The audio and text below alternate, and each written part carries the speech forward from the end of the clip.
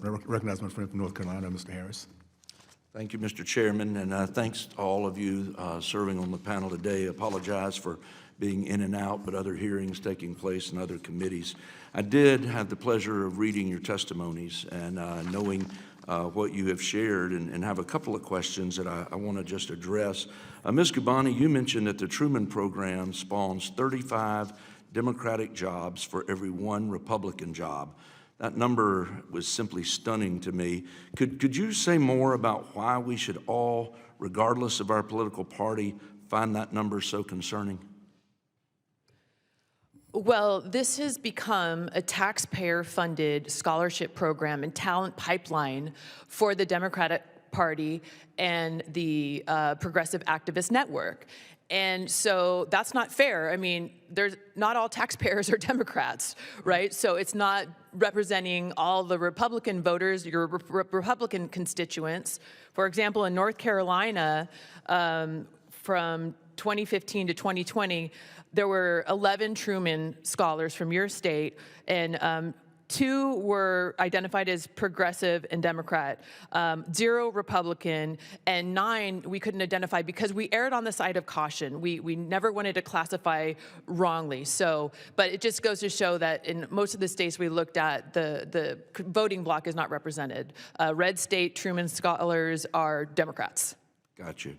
And Mr. Kissel, you mentioned that one source of bias is the sample responses the Truman Foundation posts on its website. And you mentioned that 2 of the examples of, quote, substandard responses involved an applicant interested in military history and a Christian who is interested in serving in the military.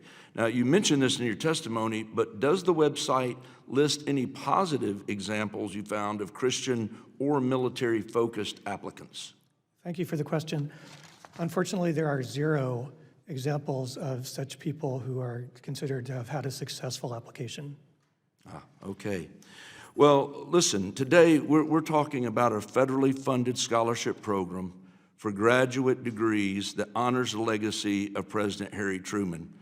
But in fact, I don't know if any of the witnesses or if it's even been mentioned earlier today know what school President Truman graduated from.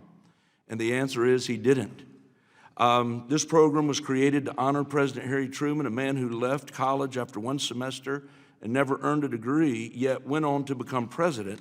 So it's deeply ironic to me that taxpayers are also, who also never attended college, just like Truman himself, are now forced to fund elite postgraduate degrees for a handpicked few. In my opinion, the federal government has no business running a scholarship program at all. And with our national debt over $38 trillion, which I just left a hearing where that conversation was being discussed, we literally cannot afford these luxury academic subsidies.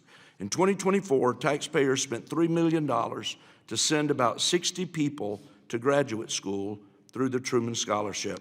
And the federal government should not be making decisions about which students are the best or the most promising, nor should it be using taxpayer dollars to shape the future leadership class through targeted scholarship programs. This is not the role envisioned by our founders, nor is we find it well outside our Constitution's limits.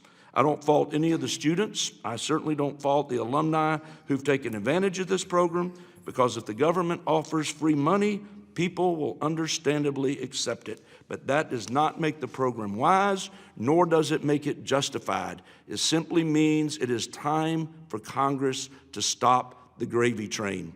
At a time when our nation is drowning in debt, every dollar must be scrutinized. The American people are calling for every dollar to be scrutinized, and for this reason, I believe we should no longer fund this program.